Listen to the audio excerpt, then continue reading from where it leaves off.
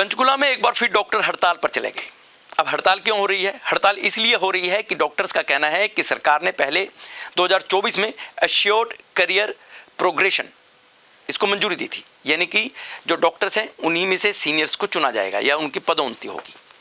अब डॉक्टर्स का यह कहना है कि जो एसएमओ की पद होता है उस पर जो डॉक्टर्स हैं उन्हीं को प्रमोट किया जाए, पदोन्नति की जाए। लेकिन सरकार एसएमओ की जो भर्ती है वह डायरेक्ट कर रही है। इसको लेकर डॉक्टर हड़ताल पर चले गए।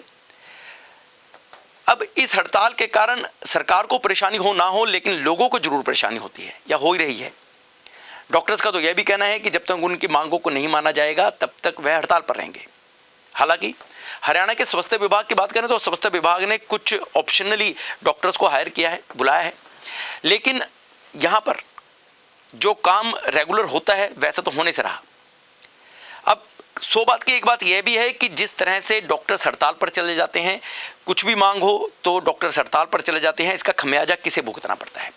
ना तो सरकार को भुगतना पड़ता है, ना ही डॉक्टर्स को भुगतना पड़ता है। खमियाजा भुगतना पड़ता है मरीजों को, उनके तीमारदारों को, जो दूर दूर से इलाज करवाने के लिए पहुंचते हैं।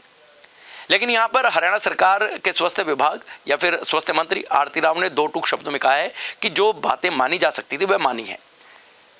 हर बार हड़ताल कर दी जाती है। तो डॉक्टर्स की और सरकार के बीच बातचीत जारी है, कब सिरे चढ़ेगी पता नहीं। हालांकि डॉक्टर्स ने फिलहाल 2 दिन की हड़ताल की बात कही थी। अब यह हड़ताल आगे खिंचती या नहीं खिंचती यह आने वाला समय बताएगा। लेकिन कुल मिलाकर यह कहा जा सकता है कि एसएमओ को, यानी कि जो सीनियर मेडिकल ऑफिसर एसएमओ होता है, उसकी डायरेक्ट भर्ती नहीं होनी चाहिए। डॉक्टर्स का यह कहना है कि उसकी जो भर्ती है वह डॉक्टर्स में से ही किसी एक डॉक्टर को पदोन्नति किया जाना चाहिए जो सीनियर हो, और उसको एसएमओ बना दिया जाना चाहिए। हरियाणा मेडिकल सर्विसेज एसोसिएशन ने साफ तौर पर कह दिया है कि उनकी मांगों को ना माना गया तो वह हड़ताल पर रहेंगे, पर खमियाजा मरीजों को, उनके तीमारदारों को ही भुगतना पड़ेगा। क्या कह सकते हैं?